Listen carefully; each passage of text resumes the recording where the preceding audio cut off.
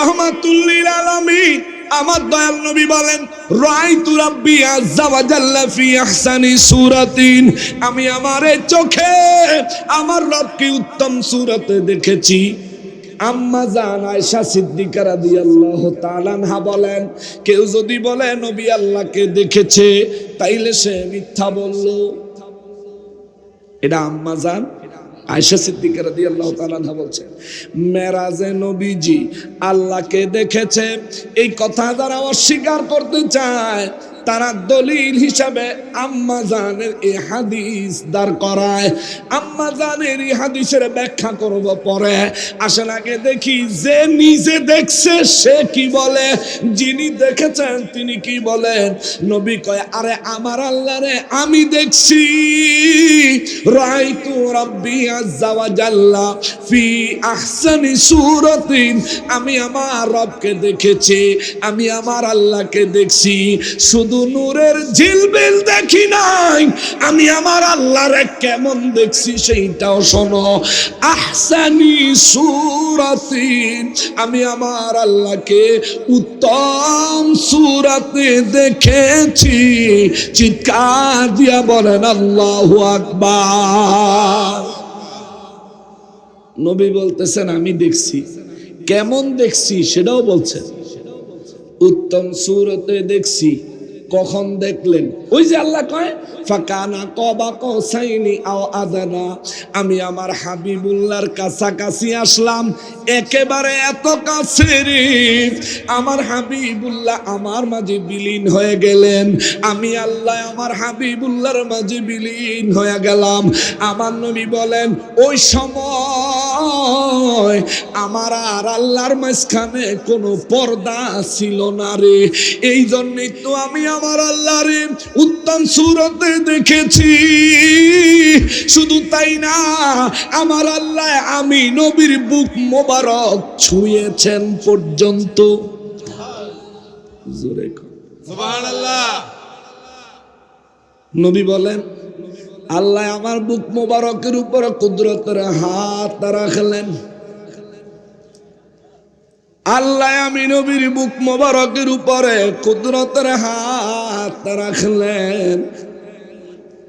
নবী বলেন ওই সময় আমি অজ্ঞান হইয়া যাই নাই। সুবহানাল্লাহ। নবী বলেন ওই সময় আমি অজ্ঞান হইয়া যাই নাই, জ্ঞান হারাইয়া ফালাই নাই। নবী গো কি হয়েছিল আপনার হাল? আমার নবী বলেন রব্বুল আলামিনের কুদরতের হাত যখনই আমার বুক মোবারকের উপরে রাখছে, আমার শরীরের অনুভূতি শক্তি পর্যন্ত কোনো দিকে যায় নাই। আমি আমার আল্লাহর কুদরতের হাত মোবারকের ঠান্ডা শীতলতা অনুভব করলাম। সুবহানাল্লাহ। নবী বুঝাই দিলেন আল্লাহ যখন আমার বুকে হাত রাখলো তখন আমার অনুভূতি শক্তি পর্যন্ত জাগ্রত এবং স্টেবল ছিল। জোরে কন্যা সুবহানাল্লাহ। এমনও কিছু মানুষ এখনো এলাকায় বেঁচে আছে যারা নাকি এই আল্লাহর ওলিদের এই অলৌকিক কাজগুলো, কারামতের কাজগুলো দেখেছেন। সুবহানাল্লাহ বলেন। খাজা তৈয়বুল ইসলাম রাহমাতুল্লাহি আলাইহি তিনি মাটির নিচে 40 দিনের জন্য রিয়াজাতে চলে যেতেন, কিছু শুকনা খাবার নিয়ে যাইতেন। 40 দিন পরে সেখান থেকে যখন ফিরে আসতেন তার স্বাস্থ্য আগের চাইতে ভালো দেখা যাইতো, যা খানা নিয়ে গেছিল পুরাটাই ফেরত নিয়ে আসতো। সুবহানাল্লাহ। এখন 40 দিন উনি কি খাইছে আল্লাহ জানে। এটা কারামাতুল আউলিয়া। শুধু তাই নয় রে বাবাজি, হযরতে খাজা আহমদ শাহ রাহমাতুল্লাহি আলাইহি মদিনা মুনাওয়ারায় আমার নূর নবী রাহমাতুল লিল আলামিনের দরবারে রিসালাতে হাজির হলেন। হজ করার জন্য গেছিলেন। দরবারে রিসালাতে যায়া 3 দিন ধরে নবীজি রওজা মোবারকের পাশে পড়ে আছে, কোনো দিকে যায় না। 3 দিন পরে ওনার পীর মুর্শিদ ডাক দিয়া কয়, খাজা আহমদ রে, 3 দিন ধরে মদিনা মুনাওয়ারায় আইলি, এখনো পর্যন্ত কিছু খাইলি না রে খাজা আহমদ, ঘুমাইলি না, বিশ্রাম করার জন্য হোটেলে গেলি না? খাজা আহমদ শাহ রহমাতুল্লাহ আলাইহি বলে, ও মুর্শিদ কেবলা গো, আমি তো আল্লাহর রাসূলের মেহমান। সুবহানাল্লাহ, আমি তো দয়াল নবীর মেহমান হয়ে মদিনা মুনাওয়ারায় এসেছি। হে মুর্শিদ, যদি আমার মেজবান আমারে কিছু খাইতে না দেয়, যদি আমার মেজবান আমারে কোনো প্রকার আপ্যায়ন না করে, আমি আল্লাহর কসম করে বলি, মদিনার জমিনে আমার প্রাণ বের হয়ে যাবে, তবু আমি 1 ফোঁটা পানিও মুখে দিব না। আল্লাহর ওলি খাজা আহমদ শাহ রহমাতুল্লাহ আলাইহির পীর সাহেব সামনে দাঁড়িয়ে আছেন। তিনি নবীজির রওজা মোবারকের পাশে, তার পীর মুর্শিদের সামনে রওজা মোবারক থেকে এই খাজা আহমদ শাহ রহমাতুল্লাহ আলাইহির জন্য পেয়ালা ভর্তি শরবত আমার দয়াল নবীজি দান করেছে। জোরে কোন সুবহানাল্লাহ। আল্লাহু আকবার। ইয়া রাসূলুল্লাহ, আহলে সুন্নাত ওয়াল জামাত জিন্দাবাদ, জিন্দাবাদ, জিন্দাবাদ। ওয়াইস করণী রাদিয়াল্লাহু তাআলা আনহু আমার নবীর জুব্বা মোবারক পাইল প্রেমের কারণে। খাজা আহমদ শাহ রহমাতুল্লাহ আলাইহি আমার নবীজির নুরানি হাত মোবারক থেকে শরবত পাইলেন নবীর প্রেমের কারণে। চিৎকার দিয়া বলেন সুবহানাল্লাহ। এ বাবা, নামাজের কারণে ওয়াইস করণী রাদিয়াল্লাহু জুব্বা পায় নাই, রোজার কারণে ওয়াইস করণী রাদিয়াল্লাহু তাআলা আনহু জুব্বা পায় নাই, হজ যাকাতের কারণে ওয়াইস করণী রাদিয়াল্লাহু তাআলা আনহু জুব্বা পায় নাই। ওয়াইস করণী রাদিয়াল্লাহু তাআলা আনহু জুব্বা পাইলেন কেন? কারণ হলো নবীর মহব্বতে একে একে 32টা দাঁত ভাঙছে। আরে আমার নবী উহুদের ময়দানে আমার নবীজির দান্দান মোবারক শহীদ হয়ে গেছে।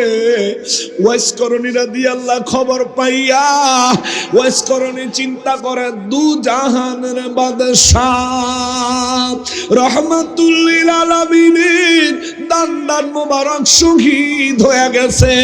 রহমাতুল লিল আলামিনের মুখ মোবারকের মধ্যে দান্দান মোবারক শহীদ হয়ে গেছে। আমি ওয়াইস করণী উম্মত হইয়া কেমনে মুখে দাঁত রাখি? একটা দাঁত ভাঙলেন, চিন্তা করলেন নবীজির এটা না ভেঙে যদি পাশেরটা ভাঙে, ওইটাও ভাঙলেন। চিন্তা করলেন আমার নবীর এই পাশেরটা না ভেঙে যদি ওই পাশেরটা ভাঙে, আবারও ভাঙলেন।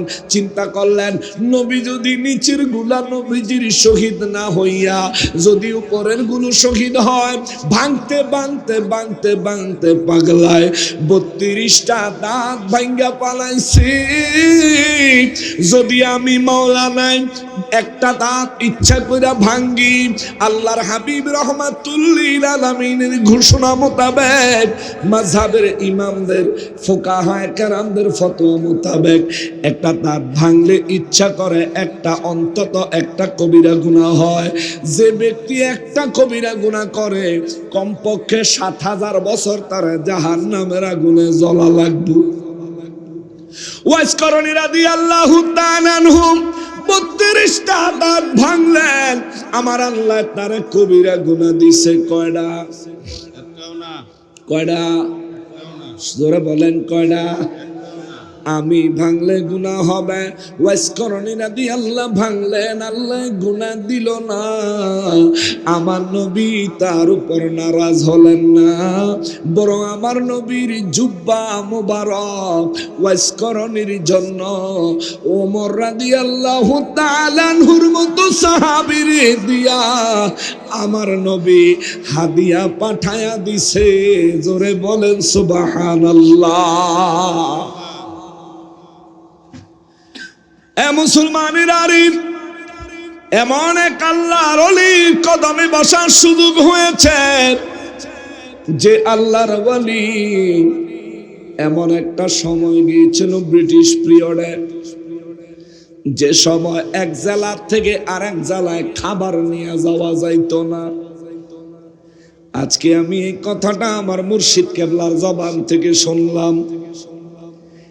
এক জেলা থেকে আরেক জেলায় খানা নিয়ে যাওয়া যাইতো না, চাল ডাল খাদ্য সামগ্রী সরবরাহ করা যাইতো না। ব্রিটিশরা দেয় নাই। আমাদের এই দেশ ব্রিটিশরা শাসন করছে না 200 বছর।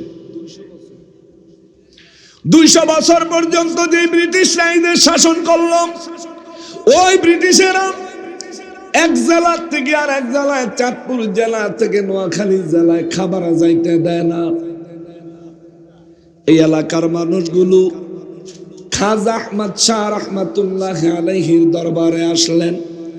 আয়েশা বললেন, হুজুর এখন আমাদের কি উপায় হবে গো? আমাদের জেলায় যেই পরিমাণে খাদ্য শস্য উৎপন্ন হয়, এই খাদ্য শস্য দিয়ে আমাদের এলাকা আর বেশি দিন চলতো না। হুজুর এরপর আমরা কি করব? আমরা তো না খাইয়া মরব। আল্লাহর ওলি কয়, ধৈর্য ধরো, তোমাদের জন্য খাবার আসতেছে। জোরে কন্যা সুবহানাল্লাহ। সবাই চিন্তা করে খাবার আইতাছে, এক জেলা থেকে আরেক জেলায় কিছু লইয়ে যাও যায় না, খাওন আবার আইতাছে।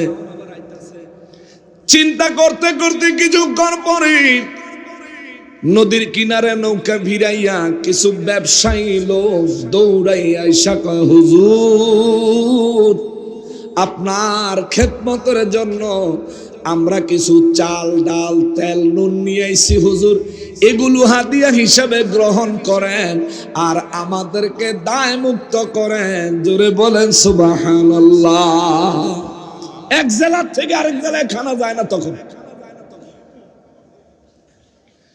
খাজা আহমদ শাহ রহমাতুল্লাহ আলাইহি জিজ্ঞেস করলেন, তোমরা কারা? বলে, আমরা হলাম ব্যবসায়ী।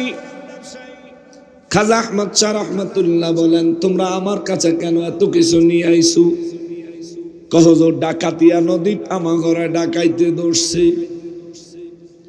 ব্যবসার মাল নৌকা দিয়া নিয়ে আসার সময় ডাকাইতে ধরছে।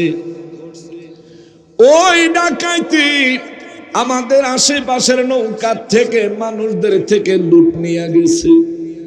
হুজুর যখন ওই ডাকাতি আরম্ভ হয়েছে, আমরা আমাদের নৌকায় সব ব্যবসায়ীরা নিয়ত করছি, আল্লাহ যদি এই ডাকাতদের হাত থেকে আমাদেরকে রক্ষা করে, পাশেই তো গাছতলা দরবার আছে, গাছতলা দরবারে আমরা আমাদের ট্রলারের চাল ডাল যা আছে সব দান কইরা দিব।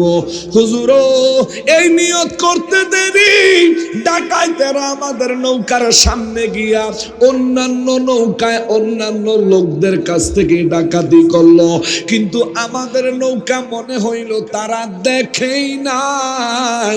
চিৎকার দিয়া বলেন আল্লাহু আকবার।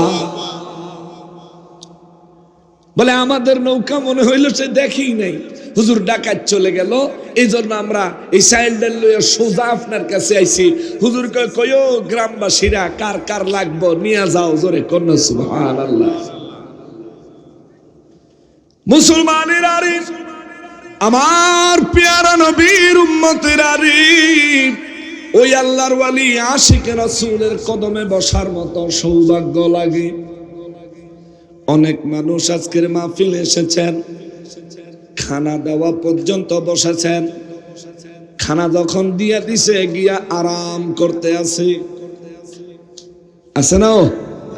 হেরাইছে রাইতের বেলা খাইতু আর ফজরের পরে তাবারুক নিতু। আহারে যদি ঘুমাইয়াই থাকবি রে মুসলমান, তাইলে দরবারে আসার দরকার ছিল কি? ঠিক কিনা বলেন? যদি ঘুমাইয়াই থাকবা দরবারে আসা দরকার ছিল কি? শোনো শোনো শোনো, আমি আলোচনা করার জন্য কোরআনুল কারীম থেকে সূরা আনআমের 103 নম্বর আয়াতে কারিমা তেলাওয়াত করেছি। অল্প কিছুক্ষণ কথা বলবো, আল্লাহ বলেন বিসমিল্লাহির রহমানির রহিম লা তুদরিকুহুল আবসার ওয়া হুয়া ইউদরিকুল আবসার ওয়া হুয়াল লাতীফুল খাবীর। আওয়াজ করে বলেন আল্লাহু আকবার। রব্বুল আলামিন বলেন লা তুদরিকুহুল আবসার, এটা ভালো করে শুনবেন লাগবে। রব্বুল ইজ্জত বলেন লা তুদরিকুহুল আবসার, এমন কোন দৃষ্টি নাই যেই দৃষ্টি আমি আল্লাহকে দেখতে পারে। সুবহানাল্লাহ সুবহানাল্লাহ। আমি আল্লাহর নূরের তাজাল্লিকে, আমি আল্লাহর নূরকে, আমি রবের রববিয়তকে আয়ত্ত করতে পারে, দেখতে পারে, এমন কোন দৃষ্টি শক্তি নাই। সুবহানাল্লাহ সুবহানাল্লাহ। কে বলল? আল্লাহ। ওহাবি গোলাইগা দলিল হইছে। এ সুন্নিরা রে, জীবন ভরা বললি আল্লাহর রাসূল আল্লাহরে সরাসরি নিজের চোখে দেখছি। এখন তো কোরআনের দলিল আল্লাহ কল্লা তুদরিকুহুল আবসার, এমন কোন দৃষ্টি শক্তি আমি বানাই নাই যেই দৃষ্টি আমি আল্লাহর কুদরতকে বেষ্টন করতে পারে, আমি আল্লাহর কুদরতকে ডাইরেক্ট দেখতে পারে, আমি রবকে ডাইরেক্ট দেখতে পারে, এমন কোন দৃষ্টি শক্তি আমি আল্লাহ বানাই নাই। এরপরে আল্লাহ কয় ওয়া হুয়া ইউদরিকুল আবসার। আল্লাহু আকবার। রব্বুল আলামিন কয় নবী গো, ওয়া নবী, দুনিয়ার মানুষদেরকে জানায়া দেন কোন দৃষ্টি আমাকে দেখতে পারে না, কিন্তু আমি সমস্ত কিছুই দেখি। সুবহানাল্লাহ। আমারে দেখতে পারে না কোন দৃষ্টি, সমস্ত কিছু আমি আল্লাহ দেখি, আমি আল্লাহ দেখতে পারি, আমি আল্লাহ দেখতে পারি। এরপরে আল্লাহ কয় ওয়া হুয়াল লাতীফুল খাবীর, আমি আল্লাহ হলাম অত্যন্ত সূক্ষ্মভাবে দেখনেওয়ালা এবং সমস্ত কিছু সৃষ্টির পরে রক্ষা করনেওয়ালা। জোরে বলেন সুবহানাল্লাহ। এবারে একটা জায়গা খালি দেখা, এটার ব্যাখ্যা দিয়ে শেষ করে দিই। আমি ওয়াজ করার কথা ছিল না, করতাম না, এবারে আমার জোর করে বয় দিস, আমারে জোর করে বয় দিস, আমি ওয়াজ করলাম না। আমি কি অল্প অল্প অল্প আমি ভুল করছি, আমি কি ভুল করছি, আমি ভুল করছি। নারায়ে তাকবীর, আল্লাহু আকবার, ইয়া রাসূলুল্লাহ, আল্লামা হাসানুর রহমান সাহেব নকশবন্দি সাহেব জিন্দাবাদ জিন্দাবাদ। মুসলমানেরা রে, আমার পেয়ারা নবীর উম্মতেরা রে, এই আনিস ভাই, যদি ওয়াহাবিরা কয় লা তুদরিকুহুল আবসার, আল্লাহ কইছে কোন দৃষ্টি আল্লাহকে দেখতে পারে না, তাহলে নবী দেখছে কেমনে? প্রশ্ন আসে না? আর তার প্রশ্নের প্রথম জবাব হইল যে আল্লাহ বলছে লা তুদরিকুহুল আবসার, আমার ওই রব্বুল আলামিন ওই আমার নবীর ব্যাপারে বলছে মা কাযাবাল ফুআদু মা রাআ। সূরা নাজমের 11 নম্বর আয়াতে আমার ওই আল্লাহ কয় আমার হাবিব মেরাজের রাইতে এই চোখে যা দেখেছে তার অন্তর তাই বিশ্বাস করেছে, অন্তর বিশ্বাস করে নাই। চিৎকার দিয়া বলেন সুবহানাল্লাহ। আল্লাহ কয় আমার হাবিব মেরাজের রাতে এই চোখে যা দেখছে তার অন্তর তাই বিশ্বাস করছে। আচ্ছা, এই কথাটা একটু বুঝতে কঠিন লাগতেছে, আর একটু সহজ করে আপনাদের এখানে ঢাকার থেকে অনেক মানুষ এসেছেন, নরসিংদী থেকে অনেক মানুষ এসেছেন, দেশের আরো নারায়ণগঞ্জ থেকে বহু মানুষ এসেছেন, আরো বিভিন্ন জায়গা যেমন টাঙ্গাইল থেকেও বহু মানুষ এসেছেন। মুসলমান, আমি টাঙ্গাইলের একটা উদাহরণ দেই। টাঙ্গাইলের যে ব্যক্তি এখানে আছেন, আপনি যে আমার আজকে চিনলেন, আগামী কালকে যদি আপনার বাড়ির সামনে চা দোকানে, আপনার বাড়ির সামনে চা দোকানে যদি দেখেন আমি বয়া বয়া চা খাইতাছি, আপনি দূরের দেনে দেখা কি কইবেন? নকশবন্দি হুজুরে। ঠিক না? না, মনে হয় না। আপনার চোখ দেখতেছে নকশবন্দি হুজুর, কিন্তু অন্তর কয় না হুজুরে নাইব করতে। ঠিক না? এরপরে আর একটু গুইরা সাইডে দিয়ে যায়, আমার এই সাইডটা দেখা কইলেন এর মতো লাগে। আবারও আপনার অন্তর কইব না হুজুরে না, হুজুরে আইব করতে হবে না, মাহফিল আছে না হুজুরে, হুজুর টাঙ্গাইলে আইব থাকবো। এরপরে আবার সামনে দিয়া গুইরা যাইবেন। মাঝে মধ্যে রাস্তায় গাড়িতে তেল নেওয়ার জন্যে, গ্যাস নেওয়ার জন্যে পাম্পে যখন ব্রেক দেই, অন্য অন্য গাড়িওয়ালারা যখন ব্রেক দেয়, যাত্রীরা যখন নামে, অনেক যাত্রীরা নাইমা প্রস্রাব করতে যাইব, থুইয়া আমার গাড়ির কাছে আইয়া চতুর্দিকে দেখা তার চোখ দেখতেছে নকশবন্দি হুজুর, কিন্তু তার অন্তর মানতেছে না। এরপরে কাছে যাইয়া ইশারা দেয়, গ্লাস নামাইতাম, গ্লাসটা নামায়া দিলে কয় আসসালামু আলাইকুম, কিছু মনে কইরেন না, আপনি কি নকশবন্দি হুজুর? জিজ্ঞেস করে। এটারে বলে তার চোখে দেখতাছে, অন্তরে মানে না। তার চোখে দেখতেছে নকশবন্দি হুজুর, কিন্তু তার অন্তরে মানে না।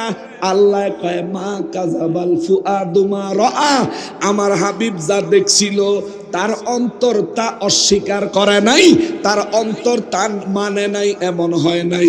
আল্লাহ কয় আমার হাবিব যা দেখেছে তার অন্তর তা মেনেছে। এবার প্রশ্ন হইল নবী কি দেখলো? ঠিক না? প্রশ্ন হইল নবী দেখলো কি, কোন জিনিস দেখার কথা আল্লাহ কইল? তাইলে একটু সূরা নাজমের 7 নাম্বার আয়াতে যাওয়া লাগবে। কষ্ট হয়ে যাবে আপনাকে। হ হ হ, আল্লাহরে দেখা কেমনে কয় তারা আল্লাহরে নবী দেখে নাই? রব্বুল ইজ্জত বলেন ওয়া হুয়া বিল উফুকিল আলা, আওয়াজ করে বলেন আল্লাহু আকবার।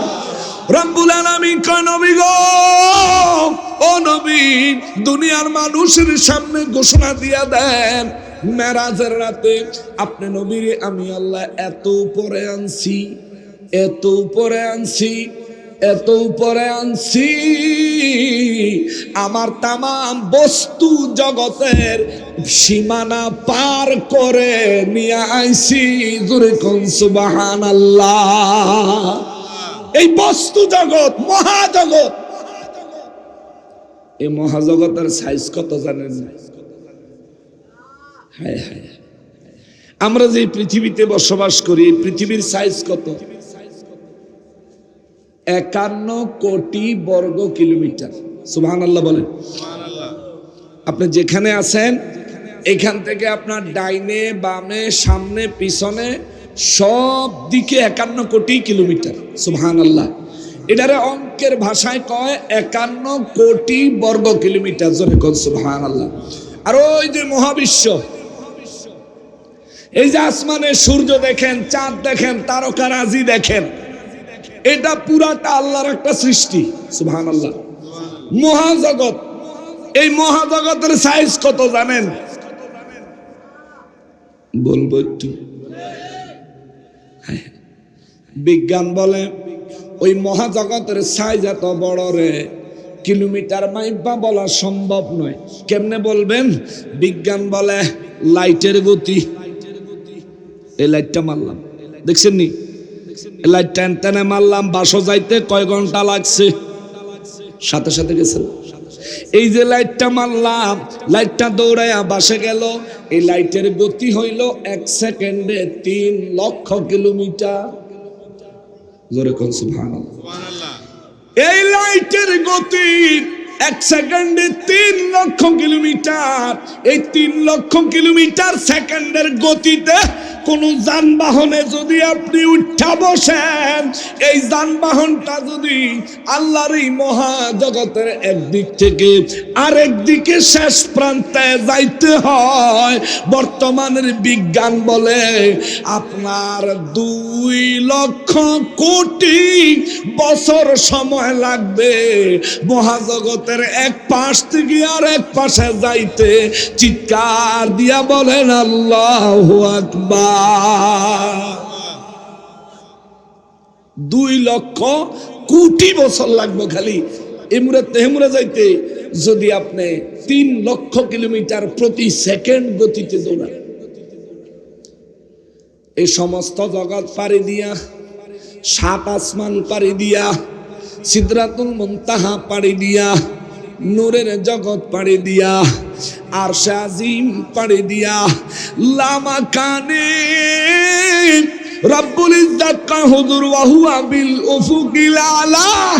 আমি আল্লাহ আপনি নবীর বস্তু জগতের শেষ প্রান্তে নিয়ে আইছি, বস্তু জগৎ পার করে একেবারে উপরে উঠাইয়া নিছি, যেটারে কলা মাকান, কোনো জায়গা নাই, কোনো মাকান না, কোনো মাকান না, লামাকান। এরপরে আল্লাহ কয় সুম্মা দানা ফাতাদাল্লা। দুনিয়ার মানুষের বলেন আপনার বস্তু জগতের শেষ প্রান্তে আইনা আমি আল্লাহ নিজে আপনার কাছে আইছি। সুবহানাল্লাহ, জোরে কর সুবহানাল্লাহ। আমার নবীকে মেরাজে দাওয়াত দিছে কি আল্লাহ? এই দাওয়াত দিলে আপনি যদি বাড়ির মেহমান দাওয়াত দেন, মেহমান যখন বাড়ির কাছে আইয়া পড়ছে আজ্ঞায় আনতে যান না, কথা কন যান না? এটা না গেলে কি মেহমান রাগ হইব? রাগ হইতো না, কিন্তু তার ইজ্জত, কিন্তু মনে মনে কষ্ট পাইব, মনে মনে একটু কষ্ট পাইব। বিয়ের বাড়ি গেলাম, বিয়াই জানে আমি যাইতাছি, বাড়ির তেনে অল্প একটু আগে আইও ফোন করছি, বিয়ায় বাড়ির গাডার আগে আইয়ে পড়ছি, বেড়া একটু বাইতে বাড়িয়ে নিল না, তার মানে বেড়া তো আমার উপরে খুশি না, ঠিক না? আর যদি মাইয়ার বাপ হয় তাহলে কলজাটা এমনি সিপ দিয়ে থাকে যে নিশ্চয়ই মাইয়ার উপরে বিয়াই খুশি না। রব্বুল আলামিন নিয়ম শিখাইলেন। আমার আল্লাহ কয় সুম্মা দানা ফাতাদাল্লা। আমি আমার হাবিবুল্লাহকে তামাম বস্তু জগতের শেষ প্রান্তে নিয়ে আসার পরে আমি আল্লাহ নিজে আমার হাবিবুল্লাহর নিকটবর্তী হয়েছি, আমার হাবিবুল্লাহর কাছাকাছি গেছি। আল্লাহ কয় নবী গো, দুনিয়ার মানুষদেরকে বলে দেন আমি কত কাছে গেছি। ফাকানা কাবা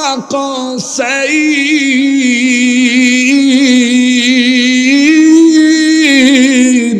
আল্লাহু আকবার। আল্লাহ কয় নবী গো, দুনিয়ার মানুষেরা বলে দেন আমি আল্লাহ কত কাছে গেছি।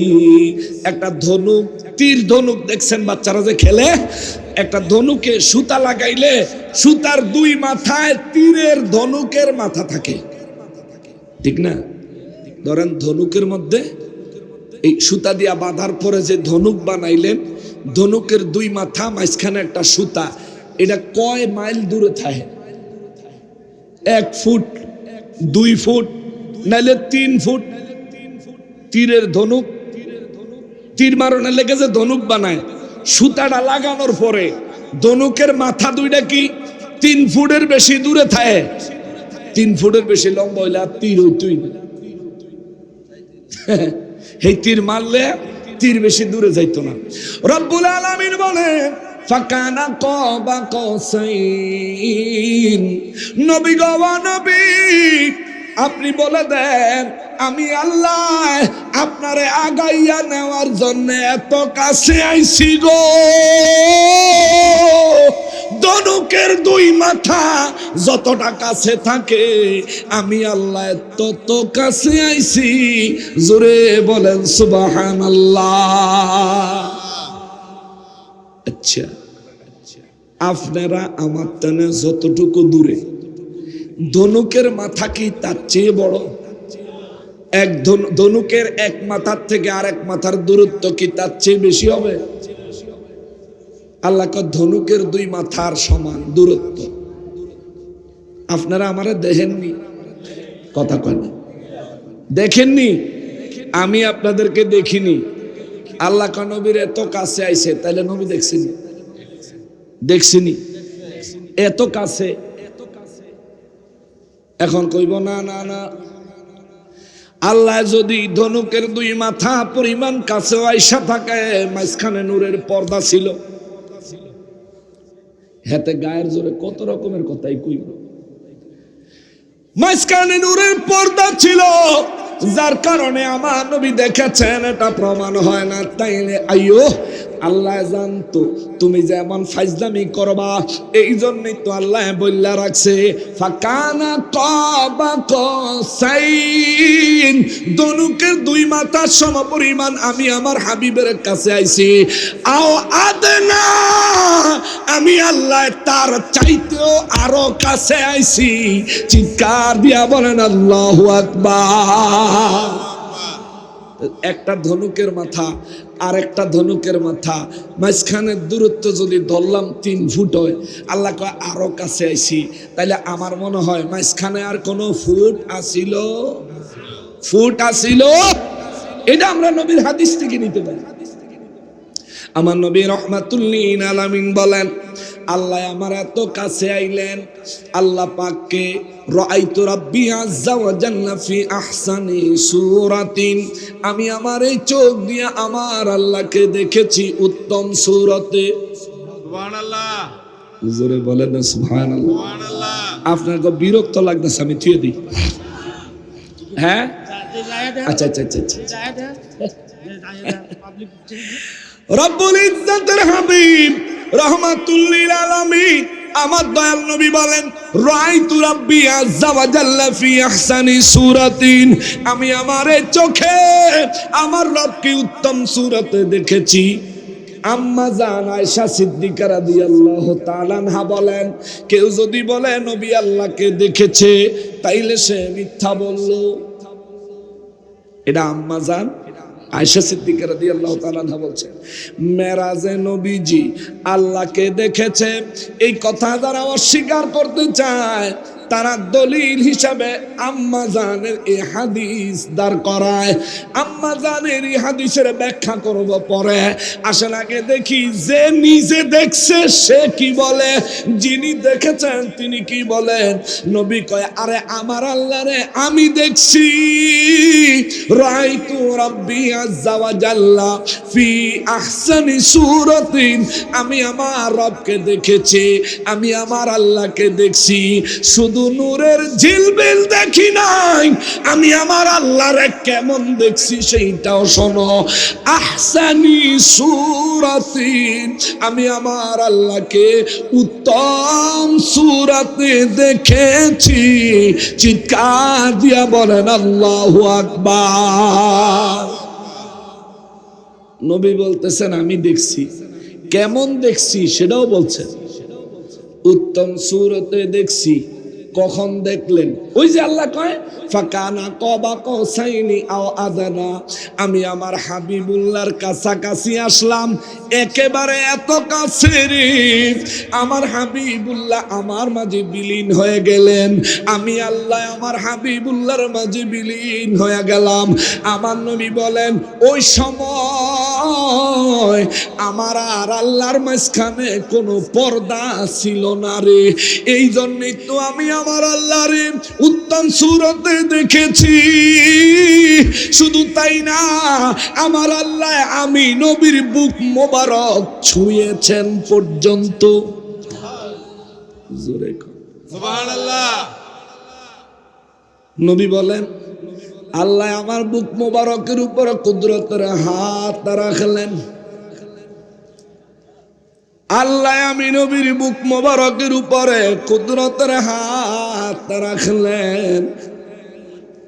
নবী বলেন, ওই সময় আমি অজ্ঞান হইয়া যাই নাই। সুবহানাল্লাহ, সুবহানাল্লাহ।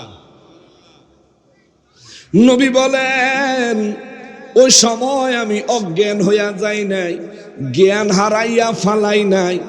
নবী গো কি হয়েছিল আপনার হাল? আমার নবী বলেন, রব্বুল আলামিনের কুদরতের হাত যখনই আমার বুক মোবারকের উপরে রাখছে, আমার শরীরের অনুভূতি শক্তি পর্যন্ত কোনো দিকে যায় নাই। আমি আমার আল্লাহর কুদরতের হাত মোবারকের ঠান্ডা শীতলতা অনুভব করলাম। সুবহানাল্লাহ।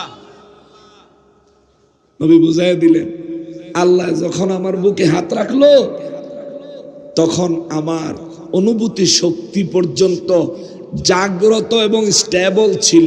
জোরে কন্যা সুবহানাল্লাহ। আল্লাহর সাথে নবীর দেখা হয়েছে নি? আরে দেখা কি, দরাদরি পর্যন্ত হয়েছে। সুবহানাল্লাহ কও, আহাম্মকে বুঝে না। আচ্ছা বাবা, নবীজির মেরাজে দাওয়াত দিছে কে? আল্লাহ। এটা ইম্পর্টেন্ট ভাবে নেবেন। নবীজির দাওয়াত দিছে কে? আল্লাহ। আল্লাহর বাড়িতে নবীজির নিয়ে গেল কে? আর আল্লাহ কি দেহা না দেওয়ানের লেগে নিছে? আপনার বাড়ি যদি মেহমান দাওয়াত দেন আর আপনি যদি দেহা না করেন, বলেন এটা কি কোনো বুদ্ধিমানের কাম হইব? হাতে কি বুদ্ধিমান না আহাম্মক? যে মেহমান দাওয়াত দিয়ে নিজেই মেহমানের সাথে দেখা দেয় না, এটা কি বুদ্ধিমান না আহাম্মক? কিন্তু নবীর মেরাজের ক্ষেত্রে আমাদের দেশ আহাম্মকের সরাসরি, ঠিক কিনা বলেন? এই আহাম্মকেরা পূজার মণ্ডপে গিয়া শান্তি খুঁজে, কথা বলেন ঠিক কিনা? মা দুর্গায় বেলে 12টা হাত লইয়া এই দেশ বেলে এইবার কাবেলে রহমত লইয়া আইছে। চিন্তা করেন, ফকিন্নির ফলাই কইল নাকি? মা দুর্গায় বেলে রহমত লইয়া আইছে। ওরে সু পাগল হইয়া গেল। মূর্তির সামনে তাজিম দিল, মূর্তির সামনে সেজদা দিল, গীতা পাঠ করলো, শেষ পর্যন্ত বইয়া পূজার এই কি বলে প্রসাদ পর্যন্ত খাইলো, ঠিক কিনা বলেন? চিন্তা করলাম যে এরা প্রসাদ খায় কেন, পরে বুঝছি এরা তো মিলাদের তবরুক খায় না, ঠিক না? এরা মিলাদের তবরুক খায় না, কিন্তু পূজার প্রসাদ হইলে সারে। এখন এখানে তো একটা বিশাল চিন্তার ব্যাপার যে মিলাদের তবরুক খায় না, পূজার প্রসাদ খায়, কারণটা কি? পরে মন হইছে হ্যাঁ গো হুজুরে কইছে মিলাদের তাবারুক বেলে পাখানা, অর্থাৎ ঘু। হ্যাঁ গো হুজুরে কইছে। পরে চিন্তা করে দেখলাম যে না, মিলাদের তাবারুক হইল ঘি, এটা খাইয়া হজম করানোর লাগিয়া মানুষের পেট লাগে। কুত্তার পেটে ঘি হজম হয়? শুনতে খারাপ লাগে, লাগলে কথা ইডই। কুত্তার সামনে যদি একেবারে পাবনার 1 নাম্বার ঘিয়ের ডিব্বা খুইলা দেন, নাকটা দিয়ে একটা দৌড় দিব, ওরে বাবারে এটা খাইতে পারুম না রে। দৌড়ে রাস্তা গিয়া যদি দেখে ফুলা ফাইনে আজ্ঞা তুইছে,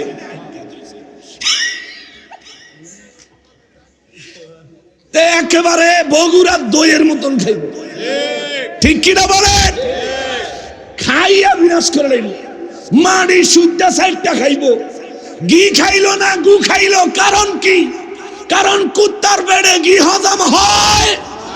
পূজার প্রসাদ যারা খায়, মিলাদের তাবারুক তাদের পেটে হজম হবে। যার যেটা হজম হয় হ্যাঁ হেডই খায়। খা বালা মতন খা, কলা পাতা বিছাইয়া খা, নাইলে লেডাইয়া বইয়া খা, নাইলে হানকি দিয়া খা। আখাউরার ঘরের আখাউরা, বাপের জনমে খাস নাই খাও, গেছ তো হিন্দু বাড়ি খাইতে। মুসলমানেরা রে কষ্ট যেতে সামনে গো, ওই কইছে না কষ্ট হইলো কথা ইডো, বুঝতে পারছেন? আমি এরমই জেন্ডা জামু সোজা ফাইরা ছিঁড়ে ফেলাম। গতকালকে মাহফিল করছি গাজীপুর, 3 দিন ব্যাপী মাহফিল। আগের দিন সব মৌলবী ওয়াহাবি, আজগাও সব মৌলবী ওয়াহাবি, খালি মাঝখান দিয়া কালকে আমারে রাখছে শুনি। আমি আরে ওয়াহাবি কে ভিতরে আমার হান্দাই সৎকা হুজুর আগে মাঝখানো দিছি, খালি ফাইরা সিরা বাইরে যাবেন না। আল্লাহু আকবার। ইয়া রাসূলুল্লাহ সাল্লাল্লাহু আলাইহি ওয়াসাল্লাম। জিন্দাবাদ জিন্দাবাদ। বাবা সময় নাই, জিন্দাবাদ জিন্দাবাদ, সময় নাই, শোনে জিন্দাবাদ জিন্দাবাদ। না এটা আমার বাপের বাড়ি, এই বুঝতে হবে। এটা হইলো আমার বাপের বাড়ি, আমার মুর্শিদ কেবলার বাড়ি, মানে আমার বাপের বাড়ি। আপনারা হইলেন সব মেহমান, আলেম ওলামারা হইলো মেহমানে আলা। ওনাদের সময় আমি যদি নষ্ট করে দেই এটা উচিত হইতো না। তাহলে মেহমান দাওয়াত দিয়া মেহমানদেরকে আইনা মেহমানদেরকে ইজ্জত দেওয়া হবে না। আমি অল্প সময়ে আল্লাহরে দেখার বিষয়টা দেখছি, শুনে আপনারা কইলো তার ঝামেলা হইব মিয়া মানুষে। আচ্ছা বাবা জিনারে আমার, এ মুসলমান, আমার নূর নবী রহমাতুল লিল আলামিনের আমার আল্লাহ কয় মেরাজের রাতে আমি আমার নবীর এত কাছে গেছি, ধনুকের দুই মাথার দূরত্ব যত এত, এরপরে কয় আও আদানা, এর চাইতো আরো কাছে, আরো কাছে, আরো কাছে না কত কাছে। ওই কাছে বুঝাইতে গেলে আমার নবীর হাদিসে মোবারক লাগে, নবী বলেন রাআইতু রাব্বি আযজা ওয়া জাল্লা ফি আহসানি সূরাতিন, আমি আমার রবকে উত্তম সূরতে আমার এই চোখে দেখেছি। আমার নবী আরো বলেন আল্লাহর কুদরতের হাত আমি নবীর মুখ মোবারকের উপরে আমার আল্লাহ রাখলে আমি ঠান্ডা শীতলতা অনুভব করেছি। চিৎকার দিয়া বলেন সুবহানাল্লাহ। এরপরে আল্লাহ কয় ফাআহা ইলা আবদিহি মা আওহা, ওই মেরাজের রাইতে আমি আমার হাবিবুল্লাহরে কিছু ডাইরেক্ট ওহী দিছি। সুবহানাল্লাহ, জোরে কোন সুবহানাল্লাহ। সুবহানাল্লাহ। আল্লাহ কয় মেরাজের রাতে আমি আমার হাবিবকে ডাইরেক্ট কিছু ওহী দিছি। ওই ওহির পরিমাণ কত জানোনি? রব্বুল ইজ্জত বলেন মা ওহা, পরিমাণ কমুনা, আমার যতটা ইচ্ছা হয়েছে ততটা আমি আমার হাবিবুল্লাহরে ওহী দিছি আমি জানি নিচে আমার হাবিবুল্লাহ জানে। তোমরা পাবলিকেরে আমি আল্লাহ কমুনা। চিৎকার দিয়া বলেন আল্লাহু আকবার। আল্লাহু আকবার। আল্লাহ কয় আমি দিছি, আমি জানি কদ্দুর দিছি। আমার হাবিব নিছে, আমার হাবিব জানে কদ্দুর নিছে। সাহাবীরা কয় হুজুর যদি একটু বলতেন। আল্লাহ তো কইল না, আপনি যদি একটু কইতেন যে আল্লাহ আপনারে কি পরিমাণে ওহী দিছে। নবী বলেন ফাআলিমতু মা ফিস সামাওয়াতি ওয়াল আরদ, এই পড়াতে দিয়েছেন আমার আসমানের সমস্ত ইলম, জমিনের সমস্ত ইলম আমি নবীর কলব মোবারকে আমার আল্লাহ সরাসরি ঢুকিয়ে দিয়েছে। সুবহানাল্লাহ। এবার বলেন আমার নবী কি জানে না? আসমান আর জমিনে যা আছে সব কিছুর ইলম নবীজিরে মেরাজের রাতে ডাইরেক্ট দিয়েছেন কে? আল্লাহ। জিব্রাইলের মাধ্যমে না। অনেকেই বলে জিব্রাইল বলে নবীর শিক্ষক। নাউজুবিল্লাহ। তাইলে মেরাজের রাইতে তো আল্লাহ নবীর শিক্ষক। তাইলে নবীর শিক্ষক কি আল্লাহ উত্তম না জিব্রাইল উত্তম? নিঃসন্দেহে আল্লাহ উত্তম। বলে যে জিবরাইল আমিন কোরআন নিয়ে আইছে নবীর কাছে, নবীজির শিখাইছে, এজন্য নাকি জিবরাইল নবীর উস্তাদ হতে পারে। এ আহাম্মক, আল্লাহ নিজে সার্টিফিকেট দিয়েছে নবীরে কোরআন জিবরাইল শিখায় নাই, আল্লামাল কোরআন আমি আল্লাহ শিখাইছি। সুবহানাল্লাহ। বাবা জিনারে আমার, এরপরে আমার আল্লাহ কয় ফাআওহা ইলা আবদিহি মা আওহা, আমি আমার হাবিবুল্লাহরে যতটা ইলম দেওয়ার আমার যতটা ইচ্ছা হইছে আমি দিছি। এরপরে কয় মা কাযাবাল ফুয়াদু মা রাআ, মেরাজের রাইতে আমার হাবিবুল্লাহ যে আমারে দেখছে। সুবহানাল্লাহ। সুবহানাল্লাহ। আমার হাবিবুল্লাহ যে জান্নাত দেখছে, আমার হাবিবুল্লাহ যে জাহান্নাম দেখেছে, আল্লাহ কয় মা কাযাবাল ফুআদু মা রাআ। আমার হাবিব যা দেখেছে তার অন্তর তার মধ্য থেকে কোনো কিছুই অস্বীকার করে নাই। অর্থাৎ নবী যখন আমাকে দেখেছে তখন তার অন্তরে সাক্ষী দিয়েছে হুয়াল্লাহ, ইনি হলেন আল্লাহ। চিৎকার দিয়া বলেন সুবহানাল্লাহ। নবী আল্লাহরে দেখছে, এই কথা লইয়া যারা মত পার্থক্য তৈরি করে হেগরে আল্লাহ বিশাল এক ধমক দিছে। সুবহানাল্লাহ। পরের আয়াতে আল্লাহ কয় আফাতুমারুনাহু আলা মা ইয়ারা। আমার হাবিব যা দেখছে, আমি আমার হাবিবের যা দেখাইছি তা নিয়ে তোমরা কি ঝগড়া করতেছো? সুবহানাল্লাহ। সুবহানাল্লাহ। এটা আল্লাহর কোরআনের ভাষা, সূরা নাজমের 12 নম্বর আয়াত। আফাতুমারুনাহু আলা মা ইয়ারা। আমার হাবিব যা দেখছে, আমি যা দেখাইছি, তোমরা কি তা নিয়ে ঝগড়া করতেছো? কে বলে? আল্লাহ। কে বলে? আল্লাহ। কে বলে? আল্লাহ। তার মানে এই আহাম্মকের খবর আল্লাহর কাছে আছে। আছে। শোনেন বাবাজিরা রে, তারা বলে আম্মা জান আয়েশা সিদ্দিকা রাদিয়াল্লাহু তাআলা আনহা বলছেন নবী আল্লাহকে দেখেছেন। এই কথা যে বলবে মিথ্যা বলল। হাদিস সঠিক, হাদিসের মান সহিহ, হাদিস ঠিক, কথা সত্য। কিন্তু ব্যাপার হইল নবীজির মেরাজ হইছে মক্কা মুআজ্জমায়, আর আম্মা জানের সাথে নবীজির বিয়ে হইছে মদিনা মুনাওয়ারায়। আম্মা জানের সাথে নবীজির যখন বিয়ে হয়, আম্মা জানের বয়স তখন 6 বছর। কয় বছর? 6 বছর। তাহলে নবীজির মেরাজ যখন হয় তখন আম্মা জানের বয়স কি আরো বেশি না কম? কমপক্ষে 2 বছর কম, কমপক্ষে 2 বছর কম। তাহলে আম্মা জানের যদি 6 বছর বয়সে বিয়ে হয়, নবীর মেরাজ যদি তারও 2 বছর আগে হয়ে থাকে, আনুমানিক ধরছি, তাইলে আম্মা জানের বয়স তখন কয় বছর? 4 বছর। এই 4 বছর বয়সে কি হইছে আপনার মনে আছে? তাইলে আম্মা জান কেমনে কইল নবী আল্লাহকে দেখেছেন? এই কথা কেউ বললে মিথ্যা বলল। এটার ব্যাখ্যা মুহাদ্দিসিনে কেরাম করেছেন এভাবে, আম্মা জান বলতে চাইছেন দুনিয়ায় থেকে নবী আল্লাহকে দেখেছে, এই কথা যে বলবে মিথ্যা বলল। আর নবী বলেন আমি মেরাজে গিয়ে আল্লাহরে দেখছি, ওটা দুনিয়াত না, দুনিয়ার বাইরে। নবীর কথাও ঠিক, আম্মা জানের কথাও ঠিক, খালি আহাম্মকে ব্যাঠিক কয়। ঠিক। বুঝে না কিছু, আলুরে কইলে সু। ঠিক। আল্লাহ তার হেদায়েত দেখ, জোরে কর আমিন। আমিন। দেখ কলে বলতে চায় আল্লাহকে দেখা সম্ভব না, দূর বেড়া, আল্লাহরে দেখা সম্ভব না। তোরে কে কইছে? শোন, সূরা কিয়ামা আয়াত নাম্বার 22। আল্লাহ কা ওয়াজুহু ইয়াউমা ইযিন নাযিরা।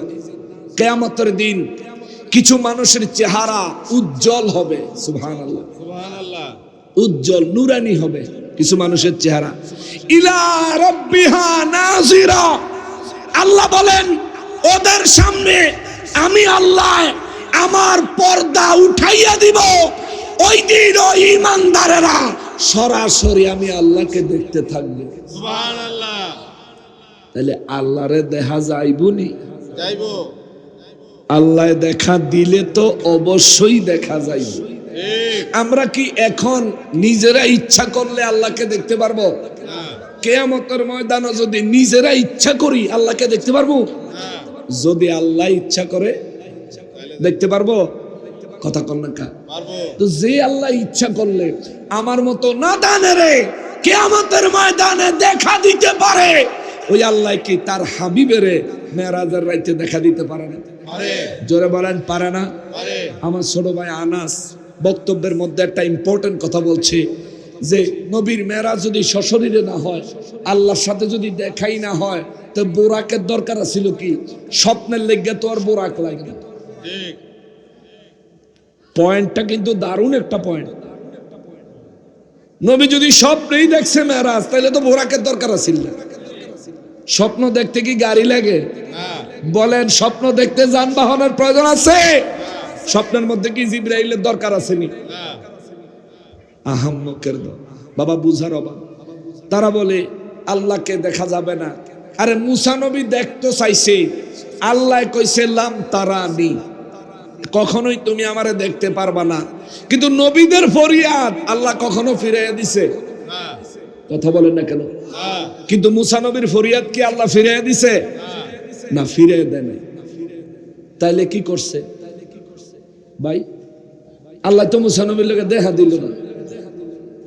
মুসা নবী দেখতে চাইছে, আল্লাহ লাম তারানি বলছে তুমি আমারে দেখতে পারবা না, কারণ তোমার এই চোখে ওই পাওয়ার নাই যেই পাওয়ার দিয়ে আমার নূরের তাজাল্লি সহ্য করবে। সুবহানাল্লাহ বলেন। তাইলে এখন মুসা নবী যে একটা ফরিয়াদ করলো, আল্লাহ তো নবীদের ফরিয়াদ ফিরিয়ে দেয় না, তো মুসা নবীর ফরিয়াদটারে আল্লাহ একটু ঘুরাইয়া কবুল করছে। সুবহানাল্লাহ, একটু ঘুরাইয়া। আল্লাহ কয় পাহাড়ের দিকে নজর করো। সুবহানাল্লাহ কর। পাহাড়ের দিকে মুসা নবী নজর করলো, আল্লাহ পাকের নূরের তাজাল্লি পাহাড়ের মধ্যে মারলেন। পাহাড় জ্বললা ছাই হয়ে গেল, মুসা নবী অজ্ঞান হয়ে গেলেন। মুসা আলাইহিস সালাম জ্ঞান ফিরার পরে আল্লাহ কয় মুসা দেখছনি আমি আল্লাহরে? কয় মাফ চাই, আর দেখতাম না। আল্লাহ গো, তোমার তাজাল্লি পাহাড়ে পড়লো, পাথরের পাহাড় জলে সুরমা হয়ে গেল। আমি মুসারে আল্লাহ তুমি বাঁচাইয়া রাখছো। সুবহানাল্লাহ, সুবহানাল্লাহ। এইখানে একটা আকীদার ওয়াজ আছে। খোদার নূরে পাহাড় জ্বললো, মুসা নবী জ্বললো না কেন? পাহাড়ে যদি পাথর থাকে জ্বলে গেছে, মাটি থাকলেও জ্বলে গেছে, তাহলে মুসা নবী জ্বললো না কেন? মুসা নবীর শরীরে পাথরও নাই, মাটিও নাই। যদি মাটি থাকতো জ্বলতো, যদি পাথর থাকতো তাইলেও জ্বলতো। মুসা নবী জ্বললো না কেন? কারণ মুসা নবীর দেহ আল্লাহ নূর দিয়া বানাইছে। সুবহানাল্লাহ। নবীদের দেহ জান্নাতি দেহ, আর জান্নাতি দেহ মাটির না, নূরের। নূরের নূরের আপনার একটা মোমবাতির সাথে যদি আরো 10টা মোমবাতি ধরাইয়া দেন, কি বলেন এক আগুনে কি আর এক আগুনের জ্বালায়া দিব? না না না। একটা লাইটের আলোতে যদি আরেকটা লাইটের আলো মারেন, একটার আলো কি আর একটায় ক্ষতি করব? এই যে 2টা লাইট পাশাপাশি জ্বলতেছে না, এই স্টেজে দেখেন 2টা লাইট পাশাপাশি জ্বলতেছে না, এই একটার আলো কি আর একটারে জ্বালায়া দিতেছে? কেন? এইটাও আলো, ওইটাও আলো। আল্লাহ নূর, আল্লাহ নূরের তাজাল্লি ছেড়েছেন, আল্লাহ নূরের তাজাল্লি ছেড়েছেন। ওই নূরের তাজাল্লি পড়ে তুর পাহাড় জ্বলে ছাই হয়ে গেল, মুসা নবী জ্বললো না। এখানে একটা প্রমাণ, আমরা যেমন সাধারণ মানুষ, নবীরা তেমন সাধারণ মানুষ। আর সেটা যদি হয় আমার নবীর প্রশ্ন, সেটা যদি হয় আমার নবীর প্রশ্ন, মুসা নবী আল্লাহ নূরের তাজাল্লি দেখে অজ্ঞান হয়ে গেছে, আর আমার নবীর কথা আল্লাহ কয় মা কাযাবাল ফুআদু মা রাআ। আরে আমার হাবিব আমারে দেখা সরাসরি অজ্ঞান হইব দূরে থাক, তার অন্তর মোবারক পর্যন্ত বিভ্রান্ত হয় নাই। সুবহানাল্লাহ। এটা আমার নবীর শান। সুতরাং আল্লাহ যেন আমাদেরকে মুমিন হিসেবে কবুল করেন, পড়ি আমিন। আউলিয়া কেরামের সাথে সুসম্পর্ক রাখার, সোহবতে আউলিয়া হাসিল করার তৌফিক আল্লাহ দান করেন, পড়ি আমিন। আমি একেবারে ক্ষমা চেয়ে নিচ্ছি, দীর্ঘ সময় নিয়ে নিলাম, এর লেগে আমি কথা কইতাম চাই না। আমি কথা কইলে কথা বেশি লম্বা হয়ে যায়। এখন আপনাদের খেদমতে নুরান ইরফানের তাকরীর নিয়ে আসছেন, গলাটাও ভাঙ্গা। কালকা মাহফিল আছে, মনে বুঝছিলাম আজকে ওয়াজ না কইরা জামুগা। আর কালকা বানসারামপুর গিয়া কেমনে মাহফিল করবো জানি না, এটা দোয়া করেন আল্লাহ যাতে কণ্ঠের অবস্থা সুন্দর করে দেয়, পড়ি আমিন।